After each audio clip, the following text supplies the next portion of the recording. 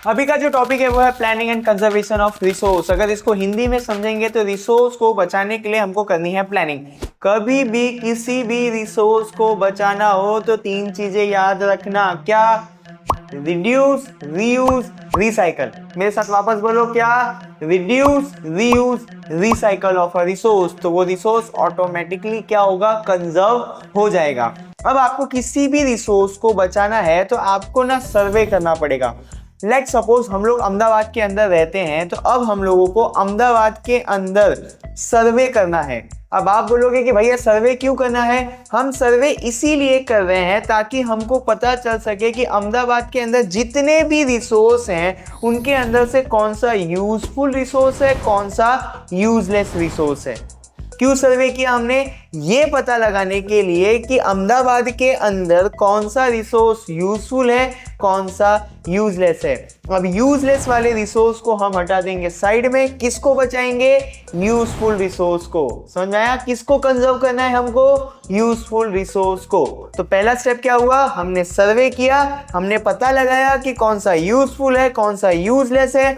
Useless को side में हटाया, किसको बचाएंगे? यूजफुल को। अब इस यूजफुल रिसोर्स के अंदर भी आपको दो पार्ट को क्लासिफाई करना है। एक है रीन्यूएबल रिसोर्स, एक है नॉन रीन्यूएबल रिसोर्स। अब आप आंसर बड़ा करने के लिए ये भी लिख देना कि रीन्यूएबल रिसोर्स क्या होते हैं और नॉन रीन्यूएबल रिसोर्स क्या होते हैं, क्योंकि हमने यूजेस ऑफ रिसोर्स के अंदर इनका मीनिंग पढ़ा हुआ है। यहां पे भी वो चीजों को लिख दोगे, आपका आंसर बड़ा हो जाएगा। कम मेहनत में इस तरीके से आंसर को बड़ा किया जाता है बालकों। अब आपको इतना तो पता होना चाहिए कि जो रिन्यूएबल रिसोर्स है वो वापस से बन जाता है बार बार। एग्जाम्पल के अंदर हम ले लेते हैं सोलर एनर्जी। आज आपके घर में बैटरी के अंदर चार्ज खत्म हो गया, कल वापस से सन उगेगा, वहां से एनर्जी लेना, आपकी बैटरी चार्ज हो जाएगी, घर में वापस से लाइट आ जाएगी। तो रिन्यूएबल रिसोर्स को बचाने की जरूरत नहीं है, क्योंकि ये हमको वापस से जल्दी जल्दी मिल जाता है। वापस से सवाल खड़ा हुआ तो भैया बचाएंगे किसको? नॉन रिन्यूएबल रिसोर्स को हम बचाएंगे। नॉन रिन्यूएबल रिसोर्स को बचाने के लिए बहुत ही ज्यादा रॉकेट साइंस को नहीं समझना है। सबसे सीधी बात है कि जब आपको जरूरत पड़े तभी यूज करो। आप सबको पता है कि पेट्रोल एक नॉन रिन्यूएबल रिसोर्स है, फिर भी हम लोग फोकट में गेड़ी मारते रहते हैं, बुड़ुम बुड़ुम करके फालतू में इधर उधर जाते हैं। अपने को ये याद रखना चाहिए कि जो पेट्रोल है वो नॉन रिन्यूएबल रिसोर्स है, एक बार खत्म हो जाएगा, वापस से बनने में करोड़ों साल लगेंगे। तो क्या याद रखना है? जब भी जरूरत हो तभी हम नॉन रिन्यूएबल रिसोर्स का इस्तेमाल करेंगे, तो नॉन रिन्यूएबल रिसोर्स अपने आप बच जाएगा। दूसरा जो पॉइंट है, reduce the use of non renewable resource.